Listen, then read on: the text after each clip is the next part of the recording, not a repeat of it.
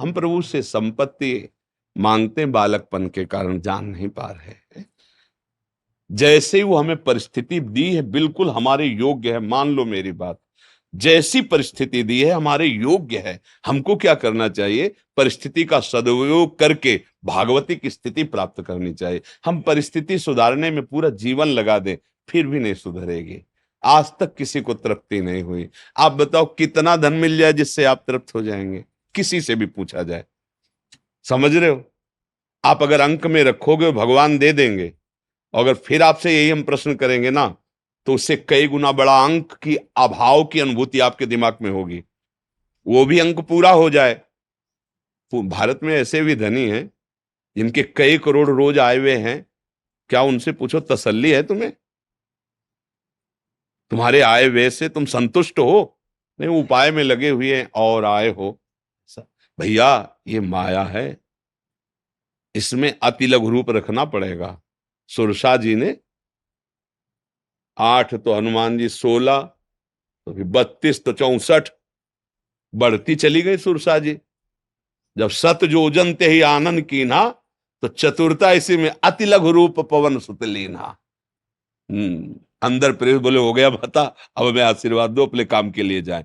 यहां से निकल सकते हो तो त्रणादपि सुनी चेन, तरोरियु सहिष्णुना, अमानिना मान देन, कीर्तनी या सदारी। निकल जाओगे।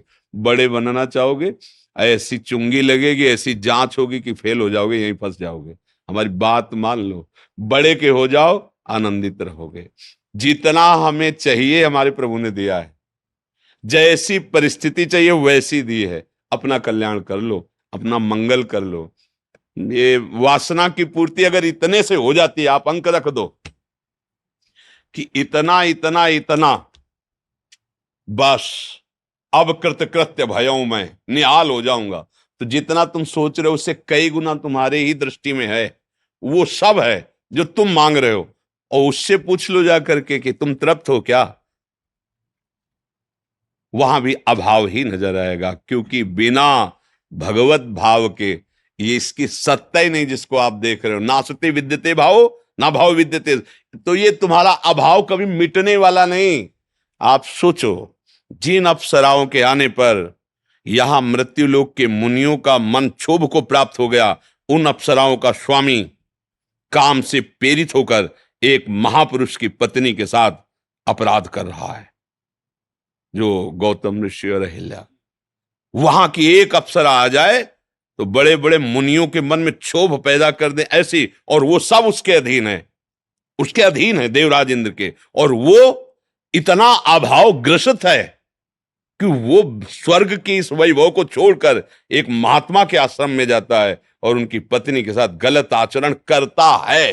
अहिल्या चरित्र में आप पढ़ के, अभाव देवराज इंद्र का भी नहीं पूर्ण हुआ है, जो त्रिभुवन पति है। भैया ये भ्रम है कि अगर इतना कुछ, एक अपनी मान्यताएं हैं, एक लड़का हो जाए, एक लड़की हो जाए, एक ऐसी नौकरी हो जाए, इतना रुपया हो जाए, एक मकान हो जाए, एक गाड़ी हो जाए, बस हम निहाल हो जाएंगे। और जो तुम सोच रहे हो इससे कई गुना किसी के पास है, लेकिन वो परेशान है। उससे कई गुना बढ़कर है, वो भी परेशान है। मतलब समझो, धन प्राप्ति से आपके अभाव की दूरी नहीं होगी, भगवत प्राप्ति से आपके अभाव की पूर्ति है। अब कछुनाथ न चाहे मोरे, तभी होगा जब चरणारविंद का सानिध्य मिलेगा। मेरी बात मान लो, धन संपत्ति से तुम्हारा अभाव दूर होने वाला नहीं प्यारे।